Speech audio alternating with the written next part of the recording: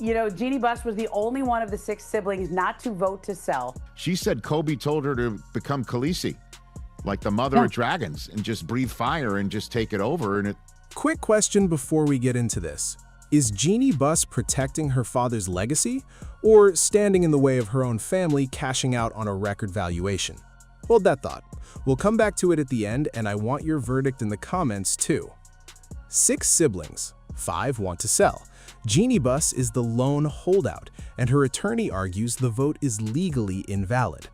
The Lakers are at the center of a reported $12.5 billion valuation involving Bob Iger and Josh Kushner. But before that deal can fully reshape the franchise, there's one enormous problem still unresolved: the Buss family's remaining 17.8% stake, and whether 5 siblings can actually sell it without Jeannie's sign-off. And as of right now, none of this is finalized. The NBA still has to approve the deal, and the dispute over that 17.8% stake remains completely unresolved. From Shams, statement from Jim, Johnny, Janie, Joey, and Jesse Buss, after attorney of Jeanie Buss made clear she will battle her family members on the selling their remaining 17.8% Lakers ownership stake. 5 names on one statement, 1 name conspicuously absent.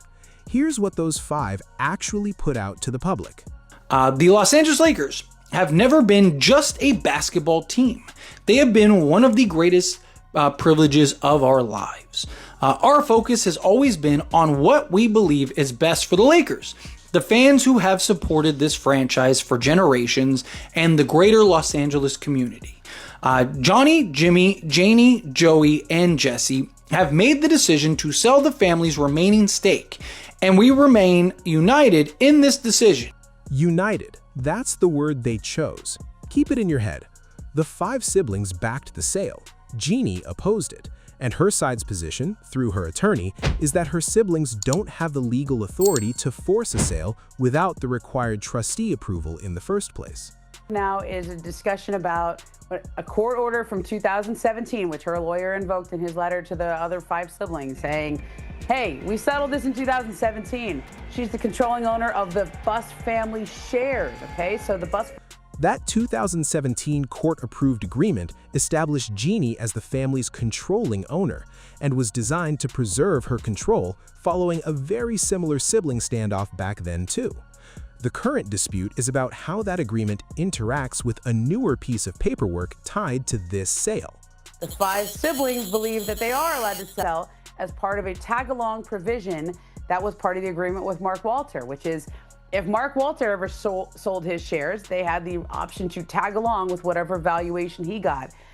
That's the legal collision at the heart of this fight. The siblings are relying on a tag-along provision, which they say gives the family a right to participate in a sale alongside Mark Walter at the same valuation. Jeannie's lawyers argue the 2017 trust and court order take priority, and that no sale can happen without approval from the actual co-trustees, which current reporting identifies as Jeanie, Janie, and Joey. Both sides are pointing at real paperwork. Which one wins is exactly what a court may have to decide. As part of the agreement she made with Mark Walter. From what I understand, she met with Bob Iger late last week. He reaffirmed to her that he planned to honor that agreement that she had with Mark Walter, and so there was a part of his statement that he said on the record. According to this reporting, Iger indicated to Jeanie that he intends to honor her existing agreement, which was set to keep her in her role through 2030. But that commitment comes with an obvious asterisk if the underlying ownership situation shifts.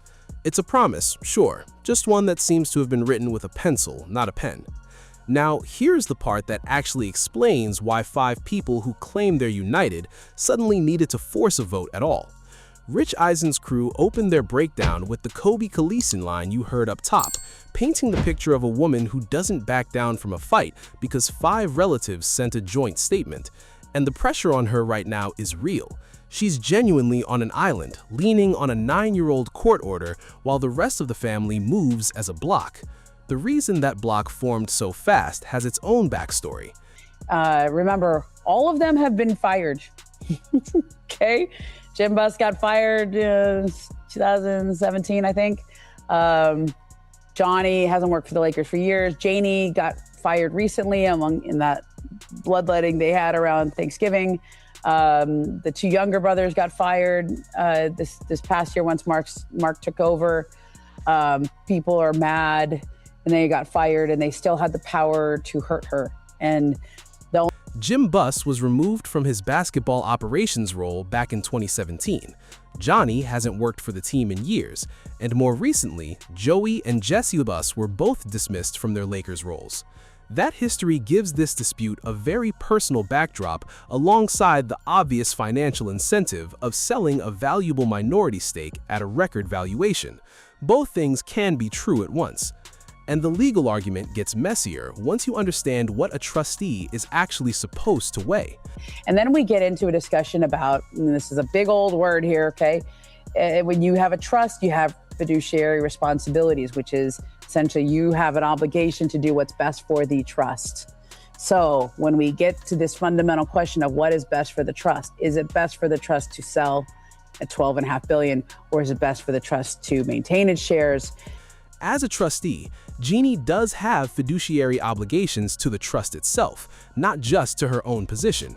Her sibling's side of the argument is that turning down a record valuation could conflict with those very obligations. Jeanie's side counters that the trust and court order actually require her to preserve the exact structure that keeps her as controlling owner. Two readings of the same duty pointing in opposite directions. It's basically like all of the siblings, everything is a lifetime thing. So like, for example, if Joey and Jeanie were to pass away, the money and stuff or the all that, it doesn't go to their kids, right? Like, it's not like Jesse's kid, I don't know if he has kids or not, but like Jesse's kid now has a certain percentage of ownership or something like no, it just goes to the other siblings that are remaining. So like, if all of the siblings were to pass away except for, I don't know, say Jeanie and Jesse, right?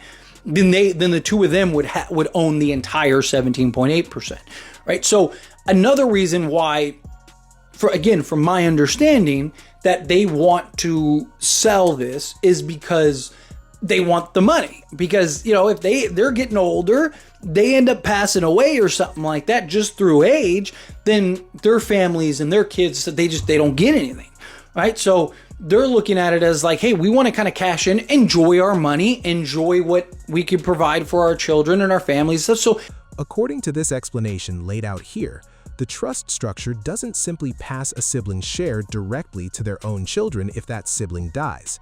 Instead, the remaining interests can stay within the trust structure. If that's accurate, it helps explain the urgency. Selling now could put real value directly into these siblings' own family's hands instead of leaving it tied up in a structure that outlasts them. And through all of this, one voice keeps trying to drag the conversation back to basketball, because that's genuinely all he wants to talk about. A Lakers-only channel host, someone who built his entire platform around covering this team, openly admits the family drama has become toxic and harmful to the thing he actually cares about, and just wants it over so he can go back to talking roster moves. Instead of the conversation being dominated by Luka Doncic and where this roster goes next, the franchise is now buried in a very public ownership dispute that has nothing to do with the actual team on the floor. So, back to that question from the top. Is Jeanie Buss protecting her father's legacy or blocking her family from cashing out on a record valuation? Here's the honest answer. Probably both, depending on which sibling you ask. Jeanie has a real, court-approved trust arrangement behind her. Her siblings have a real, tag-along argument behind them. And until a court, or the family itself, settles which document actually controls, neither side gets to declare victory. So tell me what you think. Team Jeanie or Team the other five?